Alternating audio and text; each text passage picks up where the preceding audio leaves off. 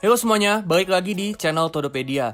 Nah, jadi kali ini kita akan bahas saham Bank Syariah Indonesia, kode sahamnya BRIS. Kita akan lihat nih ya, gimana sih caranya BRIS ini sebagai bank syariah itu bisa dapat keuntungan.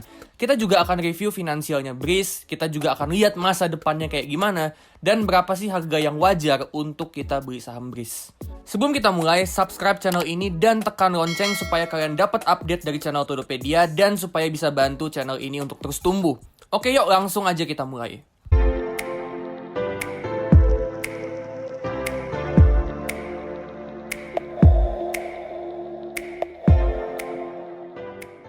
Oke, pertama kita akan bahas dulu gimana sih bank syariah kayak BRIS ini bisa dapat keuntungan.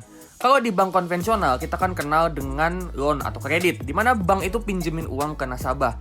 Nah, kalau di perbankan syariah, itu namanya pendanaan atau financing. Dan ada 3 skema di mana mereka bisa dapat untung, yaitu skema murabahah, mudarobah, dan musyarakah. Nah, pertama kita bahas dulu skema murabahah. Jadi skemanya tuh kayak gini. Misal gue mau beli rumah harganya 1 miliar dan gue minta pendanaan dari bank. Nah, apa yang dilakukan bank adalah dia akan beliin dulu rumah yang 1 miliar itu. Terus dari situ dia akan jual ke gue di harga yang lebih mahal. Katakanlah 1,2 miliar. Nah, nanti gue sama bank akan sepakat 1,2 miliar itu mau dilunasin berapa lama. Misal nih, gue sama bank itu sepakat mau dilunasin dalam waktu 12 bulan. Artinya per bulannya gue harus bayar 100 juta per bulan untuk 12 bulan ke depan. Nah, jadi skema ini tuh mirip kayak jualan ya, dimana bank itu akan beli suatu barang dan akan jual di harga yang lebih tinggi. Skema yang kedua, skema mudarobah. Nah, jadi skemanya tuh kayak gini. Misal ya, gue mau buka bisnis kedai kopi dan gue minta pendanaan dari bank itu sebesar 100 juta rupiah. Nah, bank itu akan kasih ya 100 jutanya ke gue. Terus setelah bisnis kopi ini jalan dan gue bisa dapat laba, misalnya nih laba bersihnya 10 juta, nah gue sama bank itu akan bikin kesepakatan untuk bagi hasil. Jadi misal nih ya labanya 10 juta, dan misal gue sama bank sepakat kalau bank itu akan dapat 60% dari labanya. Artinya bank dapat 6 juta dan gue dapat 4 juta. Terus bank itu juga akan terima pokok atau modal awalnya, yaitu 100 juta. Nah, skema mudarobah ini tuh mirip kayak konsep bagi dividen. Sedangkan untuk skema musyarakah ini mirip sama mudarobah. Bedanya kalau di mudarobah itu bank bertindak sebagai pemberi modal dan gua sebagai pemilik usaha, itu yang kelola usahanya. Nah, di skema musyarakah itu baik gua sebagai pemilik usaha maupun bank itu sama-sama bertindak sebagai pemberi modal dan pengelola. Sekarang kita lihat kondisi finansialnya. Aset tumbuh 10% year on year, pendanaan atau financing naik 9% year on year, dan dana pihak ketiga itu naik 11% year on year, pertumbuhan yang lumayan moderat. Nah, kalau kita bedah dana pihak ketiganya, ini porsi casanya turun ya dari 59 jadi 57%. Dan ini pertanda yang sebenarnya kurang bagus. Dan itu karena current account-nya yang turun dan saving account yang tumbuhnya nggak sebesar time deposit. Saving account ini terdiri dari tabungan wadiah yang naik 15% dan mudarobah yang naik 11%. Nah, apa sih bedanya antara tabungan wadiah dan tabungan mudarobah? Oke, pertama kita bahas dulu tabungan wadiah. Wadiah ini tabungan di mana nasabah itu murni simpen dana, jadi nggak ada bunganya dan juga nggak ada biaya admin. Sedangkan kalau tabungan mudarobah itu nasabah bertindak sebagai pemilik dana dan bank bertindak sebagai pengelola. Dan nasabah itu dapat bunga dari sebagian dari bagi hasil pendanaan untuk skema mudarobah. Tabungan mudarobah ini sekilas hampir sama dengan time deposit atau deposito. Nah, bedanya antara mereka berdua, antara tabungan mudarobah sama deposito, itu ada di likuiditas dan besar bunganya. Kalau tabungan mudarobah itu uangnya bisa diambil kapanpun dan bunganya kecil, ya namanya juga tabungan ya. Sedangkan kalau deposito atau time deposit itu uangnya cuma bisa ditarik ketika periode depositnya selesai dan punya bunga yang lebih besar. Tapi meskipun casanya turun, dengan tabungan wadiah yang pertumbuhannya paling tinggi, yang mana wadiah ini tuh bank nggak perlu bayar bunga sepeser pun ke nasabah, ini pertanda yang bagus karena bisa ngebuat BRIS ini tambah efisien dari segi beban bunga. Sekarang kita ke pendapatannya. Pendapatan bersih untuk margin dan bagi hasil naik 13% year on year, pre-provisioning operating profit naik 11% year on year, dan laba bersihnya tumbuh 38% year on year. Dan ini pertumbuhan yang bagus banget. Jadi BRIS ini bisa dikategorikan sebagai saham perbankan growth.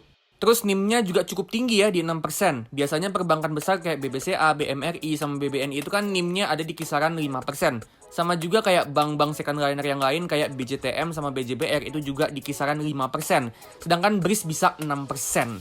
ROE-nya atau return on equity juga lumayan ya, 13%. Dan ini naik dari tahun lalu yang cuma 11%. Cost of fund turun dari 2,6% jadi 2%. Dan ini bagus banget.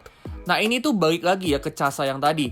Jadi cost of fund itu turun karena tabungan wadiah itu yang naiknya paling tinggi. Jadi meskipun CASA-nya turun ya tadi dari 59 jadi 57, tapi karena ditolong sama wadiah yang naiknya paling tinggi, jadi cost of fund-nya pun bisa turun. Terus untuk rasio efisiensi kayak cost to efficiency ratio atau CER sama BOPO, CER-nya di atas 50% dan BOPO-nya di atas 80%. Dan sebenarnya ini lumayan tinggi dan ini pertanda yang kurang bagus. Artinya BRIS ini masih kurang efisien. Tapi kita lihat di sini ya, trennya setahun terakhir itu turun. Jadi ya harapannya BRIS ini bisa makin efisien ke depannya. Sekarang kita lihat komposisi pendanaannya BRIS. Jadi BRIS ini pendanaannya itu disalurin kemana aja. Nah, pendanaannya BRIS itu paling banyak disalurin ke consumer. Yang kedua terbanyak itu korporasi, terus juga ada UKM, mikro, komersil, dan yang paling kecil itu ke pawning atau gadai emas. Pendanaan terbesarnya yaitu consumer. Kalau kita pecah lagi ya, ternyata di sini paling banyak itu disalurin ke mortgage dan payroll based financing atau pendanaan dengan potong gaji. Nah, kalau kita telusuri lebih dalam, kita bisa dapat gambaran kenapa net interest margin atau NIM-nya BRIS ini cukup tinggi. NIM-nya bisa tinggi karena pendanaan terbesarnya, yaitu pendanaan consumer, ini punya yield atau bunga yang tinggi, ada di 10%. Pendanaan mikro, UKM, pawning, sama kartu ini juga yield-nya tinggi-tinggi ya, di atas 10%. Dan mereka ini tergabung ke dalam segmen retail yang total mencakup 70% dari semua pendanaannya BRIS. Sedangkan untuk korporasi dan komersil yang yield atau bunganya itu kecil, cuma sekitar 6-7%, itu porsinya tuh cuma sekitar 20%-an. Sedangkan untuk non-performing financing atau NPF, BRIS itu punya total NPF sebesar 2,9%. Yang mana ini cukup moderat ya, nggak terlalu tinggi dan juga nggak terlalu rendah. Nah, NPF ini sebenarnya hampir sama dengan NPL atau non-performing loan di bank konvensional. Nah, terus gimana nih masa depannya BRIS? Gimana sih prospeknya si BRIS ini? Nah, jadi yang pertama, BRIS ini sama kayak bank yang lain, dia juga akan ngembangin layanan digital. BRIS mau terus ngembangin fitur-fitur di aplikasi mobile bankingnya supaya makin banyak transaksi di mobile banking. Kita lihat di sini ya, fiturnya tuh lumayan lengkap mulai dari financial solution untuk kebutuhan keuangan sehari-hari, terus juga ada social solution buat yang mau sedekah, dan spiritual solution. Jadi ada info untuk kiblat, lokasi masjid terdekat, pengingat untuk sholat, dan Al-Quran. Jumlah user dan user aktifnya juga naik dan pendapatan fee-nya itu juga naik selama setahun terakhir. Dengan digital bankingnya Bank Syariah Indonesia yang tumbuh dan makin banyak transaksi digital, artinya BRIS bisa terus numbuhin pendapatan fee ke depannya. Terus dengan pembukaan rekening yang lebih gampang tanpa harus ke kantor cabang, itu juga bisa berpotensi nambah casanya, terutama tabungan wadiah. Terus dengan makin banyak yang transaksi online dan fiturnya yang lengkap, ditambah dengan pembukaan rekening yang nggak perlu ke kantor cabang, artinya makin sedikit kebutuhan untuk kantor cabang, dan bank itu bisa menutup beberapa kantor cabang, dan itu bisa ngebuat jadinya lebih hemat biaya operasi. Yang kedua, BRIS terus berupaya untuk numbuhin tabungan wadiah. Tadi udah kita lihat ya kalau pertumbuhan tabungan wadiah itu bisa ngebuat BRIS ini lebih efisien dari segi beban bunga. Jadi BRIS ini masih terus berupaya supaya pertumbuhan tabungan wadiah ini lebih tinggi daripada mudharabah dan time deposit atau deposito. Dan yang ketiga, BRIS terus berupaya untuk numbuhin pendanaannya terutama di segmen-segmen yang punya yield atau bunga yang tinggi seperti consumer, pawning atau gadai emas sama mikro. BRIS sendiri juga buat guidance ya untuk tahun 2022. Mereka targetin untuk pendanaan itu akan tumbuh 11-13% year on year, tabungannya tumbuh 12-15% year on year, dan laba bersihnya ada di antara 3,5-4 triliun rupiah. Yang mana ini mencerminkan growth antara 16%-33% year on year. Nah, sekarang kita akan cari tahu berapa sih harga yang wajar untuk saham BRIS ini. Caranya seperti biasa, kita akan pakai discounted dividend model di mana kita akan proyeksi berapa dividennya di masa depan dan juga harga sahamnya di masa depan. Dan itu semua akan kita tarik mundur ke masa sekarang dengan return yang kita mau supaya bisa tahu harga wajarnya. Gue udah pernah jelasin ya discounted dividend model ini di video-video sebelumnya, jadi gue nggak akan jelasin lebih detail lagi di video ini.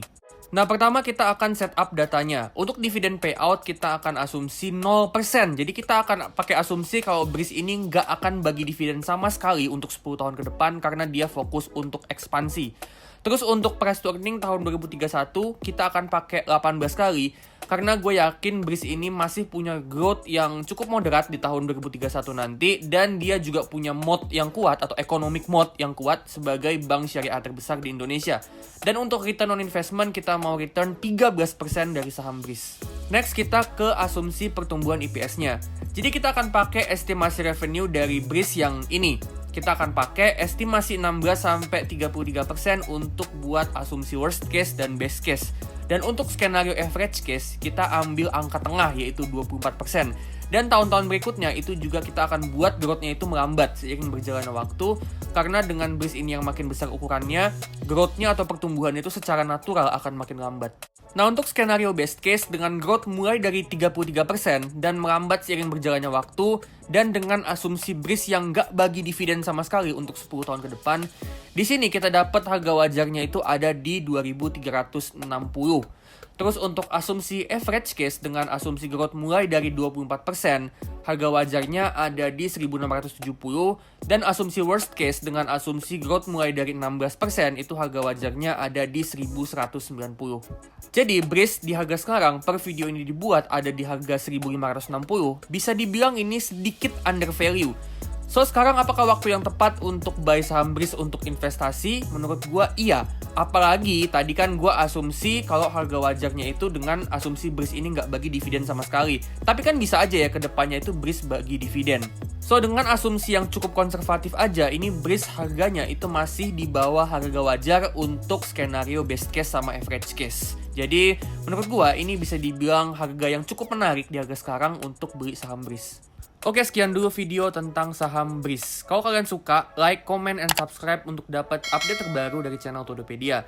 Sebelum gue tutup, gue mau disclaimer kalau video ini cuma analisa dan cuma pendapat gue, dan sama sekali bukan ajakan untuk jual beli. Keputusan di tangan masing-masing dan gue nggak bertanggung jawab atas kerugian yang kalian dapat. Oke, kalau gitu gue pamit dulu dan sampai ketemu di video selanjutnya.